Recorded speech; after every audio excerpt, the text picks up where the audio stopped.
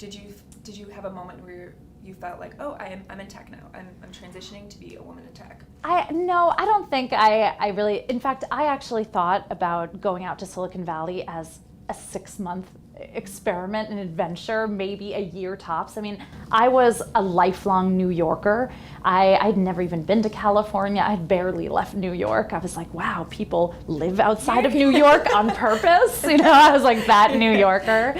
And I loved everything the city had to offer. And so I was ready for an adventure, but I thought, okay, this will be a 6-month, 1-year thing tops. But I fell in love with Silicon Valley somewhere along that way. I fell in love with the entrepreneurial spirit. And I remember thinking about my career in New York and thinking, you know what, I know exactly where I'll be 10 years from now, because I know I will, if I work for 2 years, I'll get promoted to an account executive, and then I'll get promoted to this, and if I do this.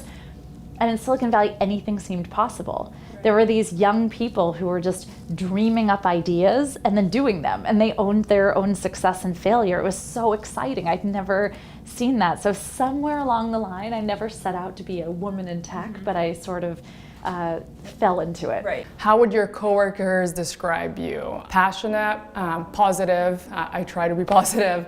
I tend to assume that everything is going to go my way, and I try to bring that positivity as well to the workplace. Determined. Sometimes I'm a little bit of an introvert. I like my alone time as well.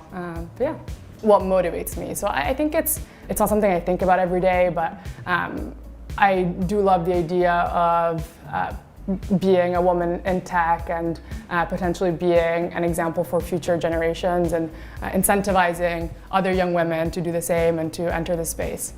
What would make me happier? Honestly, I wish I meditated more.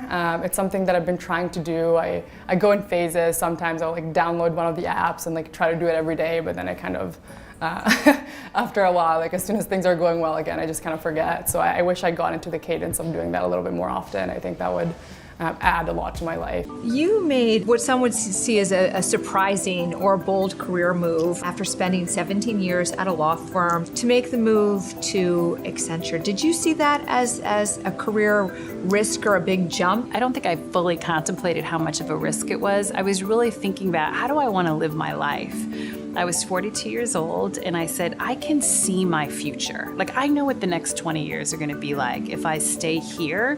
And Accenture really provided an opportunity to challenge myself. Because if you think about it, I went from the young girl who had never traveled outside the US, who went and studied Chinese.